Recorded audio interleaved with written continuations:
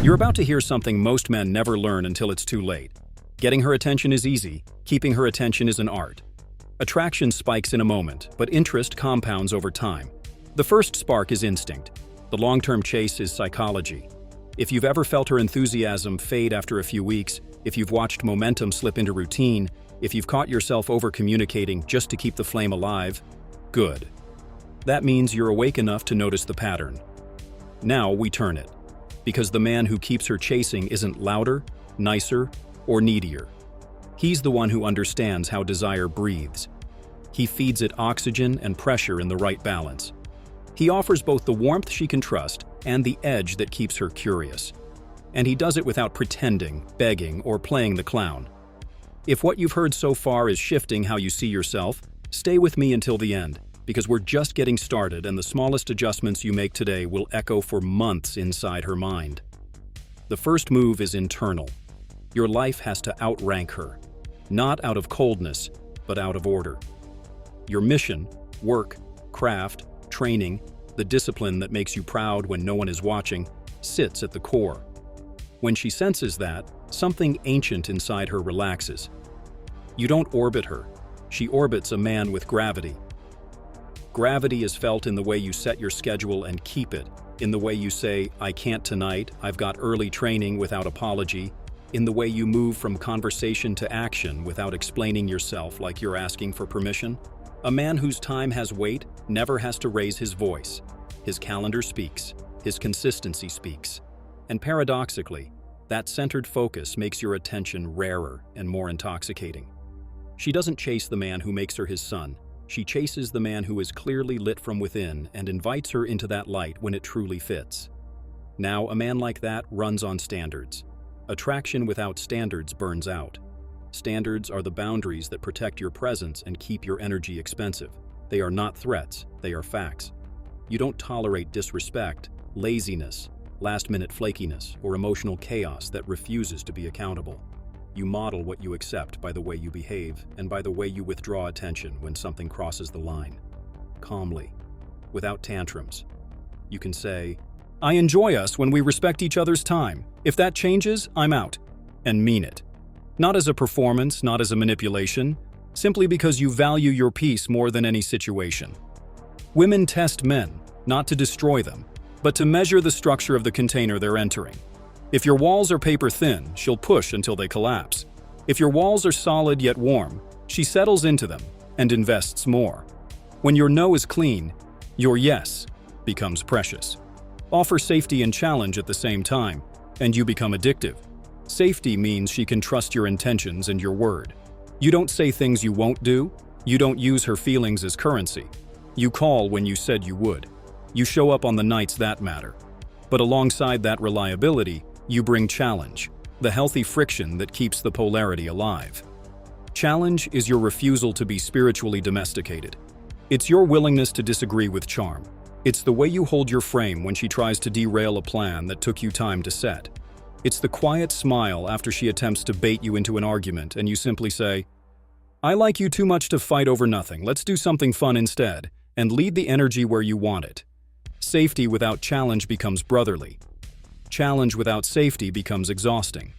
Blend them, and she feels a rare mix. She can relax into you, yet never quite predict you. Rhythm sustains desire. Think in rhythms, not routines. Attention is a muscle. If you flood it constantly, it numbs. If you starve it indefinitely, it dies. Interest thrives on varied pacing, the dance of approach and retreat, of presence and space, of depth and lightness. This isn't about playing games, it's about being human well. On some days, be fully there. Eye contact that doesn't blink away when she's vulnerable. Laughter that pulls her tension out by the roots. A night so present it feels like the city quieted for just the two of you. On other days, you vanish into your world and let the silence work for you. Not sulking silence, not punitive silence, productive silence. The silence of a man who has things to build. Within that rhythm, add novelty like salt. Not too much, just enough to wake her palate. A new cafe on a weekday afternoon, a phone call instead of a text, a quick voice note that says, "I just had a thought about you. It made me smile. Tell you later." Then you actually tell her later, in person, with details that make her lean in. Desire responds to pattern breaks. Keep the core stable while remixing the surface. Communication is where most men leak value. You over-explain. You ask for permission 5 times. You apologize for wanting. Strip all that away. Speak in lean, high-signal messages. Replace paragraphs with intent. Replace vague questions with specific invitations. What are you doing this weekend? Is soft. Saturday, 7 p.m., try that tapas place by the river with me, is clean.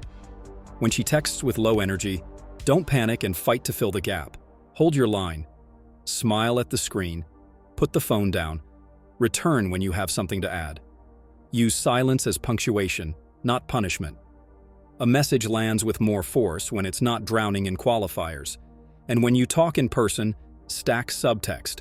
A pause before you answer. A slow inhale before you speak. A micro smile when you disagree. Subtext says, I'm moved by you, but not moved off my center. That is masculine elegance. That calms her nervous system even as it excites it. Presence is physical, not theoretical. When you're with her, be with her. Your phone goes face down. Your eyes track her eyes. Your body angles slightly, inviting, not chasing. Your voice slows by 5% when a moment gets meaningful. You allow silence without panic. This is how you create depth. It's not about saying profound things. It's about making simple things feel profound because your attention is unfragmented. Watch what happens when you hold eye contact half a beat longer as she searches for a word. Then nod without rescuing her from the space. She feels seen, not interrogated. This requires your nervous system to be settled. Breath before every meeting, shoulders down, jaw unclenched. A still man makes an agitated world open up to him. If this is hitting something inside you, drop your thoughts below. I read every single one because there is always one sentence you'll write that unlocks the next level for another man reading. Choice architecture matters. You're not a feather in the wind of her moods. You architect the experience. That means you lead logistics. You choose environments that carry energy, lighting, proximity, music low enough that conversation takes the stage. You build momentum across multiple sensory points. The walk between venues, the place you stand while you wait, how you greet the maitre d', the small way you place your hand on the small of her back to guide her through a crowd. None of it needy, all of it decisive. When a plan changes, you adapt with authority. Closed? No problem. There's a speakeasy 3 blocks up. You'll like the bartender. Leadership isn't barking orders. It's removing friction so the experience can flow. The more seamlessly you move through the world, the more she associates you with ease. Ease is rare. People chase rare. Now we talk investment. Interest follows investment. If she's not putting in energy, time, thought, and vulnerability, she cannot feel deep desire. Too many men over-deliver so much that she never has to sweat. Reverse that. Invite her contributions. Ask for her opinion, then use it. Let her plan the second spot. Ask her to bring the dessert you mentioned you love. When she shares a story, remember a detail and bring it up 2 days later. How did your client presentation go? You were tweaking it last night. That is low effort for you and high return for the bond. Make your compliments specific and scarce so they land. Instead of, you're beautiful, try, the way you admit when you're wrong is rare. People who do that are dangerous, in the best way. Don't reward bad behavior. Reward excellent behavior instantly. Enthusiasm for what you want more of. Silence for what you won't entertain. She will invest where she feels the return. Scarcity is not an act, it's a byproduct of a full life. You maintain space even when you're captivated. You don't respond instantly every time because sometimes you're training, reading, building, or sleeping. You protect your mornings. You jealously guard your focus hours. When she wants to see you, you don't drop discipline unless it truly serves both of you. You avoid the trap of turning every spare second into communication. Interest grows in the shadows of your absence, provided your presence is worth missing. Think of your attention like a rare cologne. A little leaves a trail. Too much suffocates. A short call that ends first. A fun night that ends on a high note. Not when both of you are exhausted and numb. A weekend together that's punctuated by an afternoon where you both pursue separate passions and return restored. This balance prevents the slow drift into roommate energy.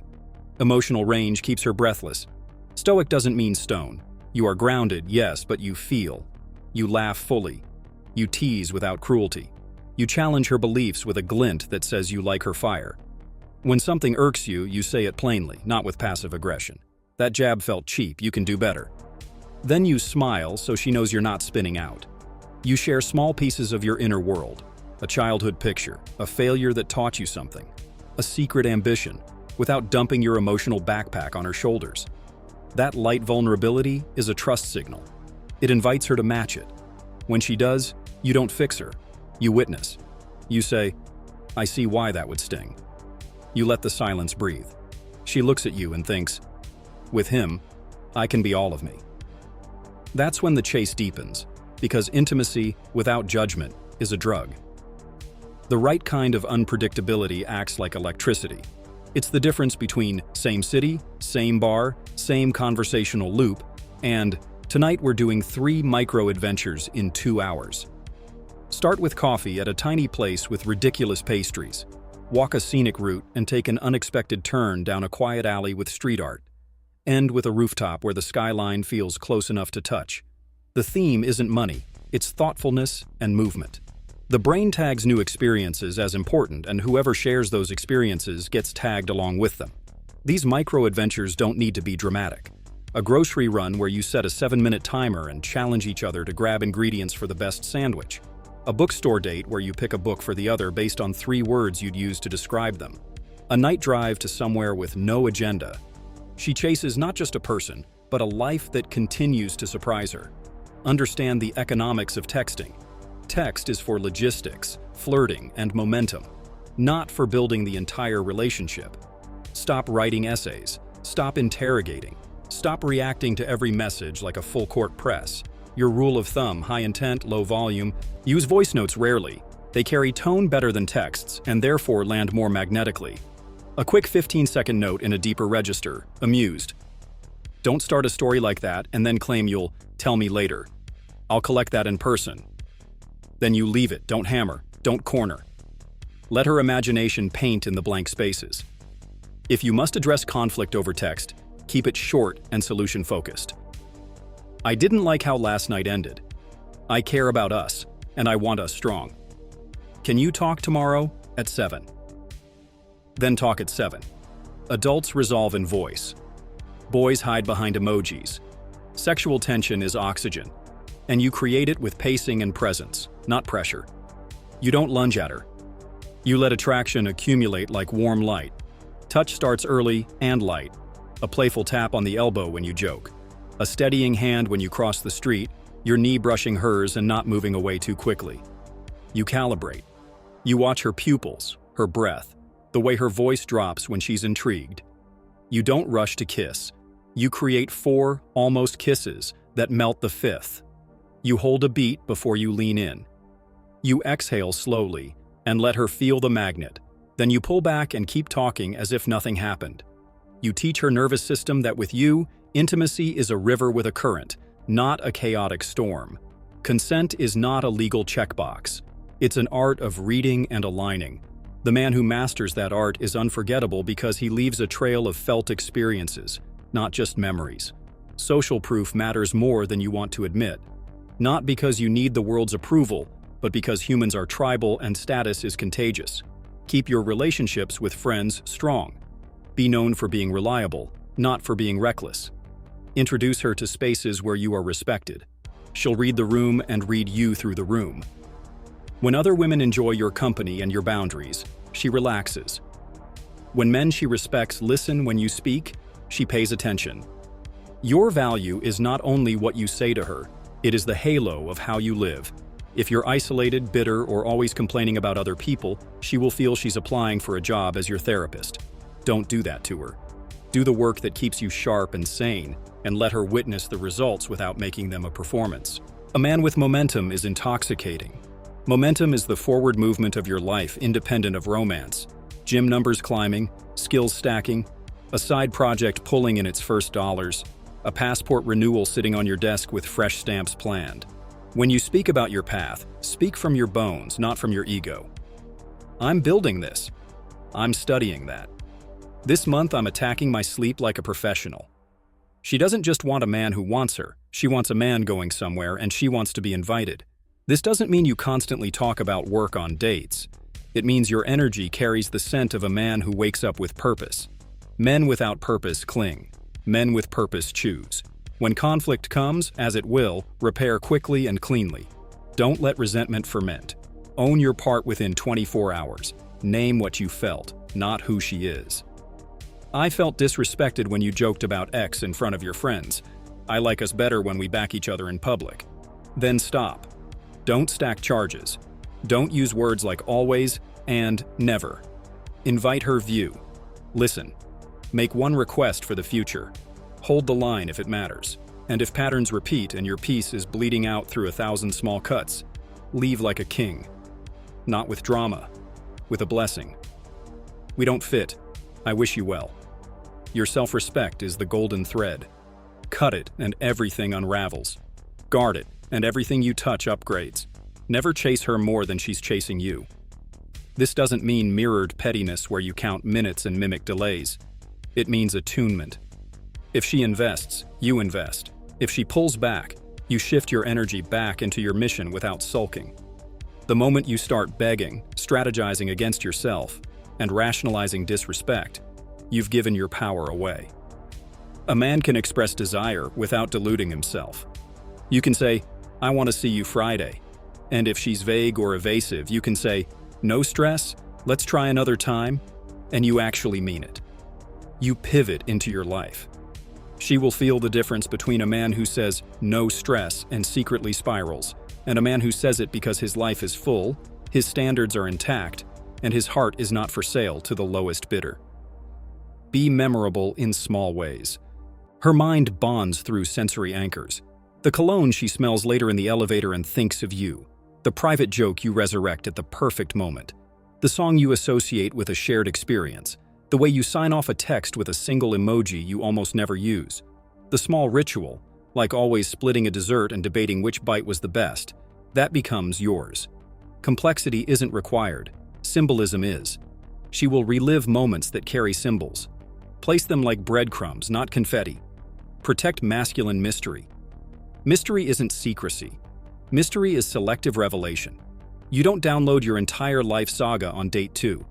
You don't try to earn connection by oversharing pain that you haven't processed. You reveal layers at a pace that matches trust. You deliver answers, not explanations. When she asks what you're doing tomorrow and you're working on something important, you can say, "Dialing in a project," and leave it there. If she cares, she'll ask. If she asks, you share a little more. Let her discover you the way one discovers a city, street by street, not with a helicopter tour. Guard your body and style. Attraction is visual before it is philosophical. You don't need to look like a model. You need to signal self-respect through fit, grooming, and posture.